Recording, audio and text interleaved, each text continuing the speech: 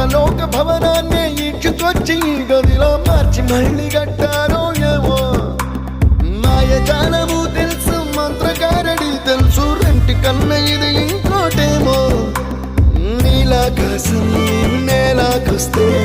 ఇట్టాగే ఉంటాదో ఏమో ఈ సంతోషం దాచాలంటే హృదయాలు ఓ వంద కావాలేమో ఇంతందంగా ఉంటుందా ఈ లోకం ఇన్నాళ్ళు ఈ మనసుకి తెలియాలేదే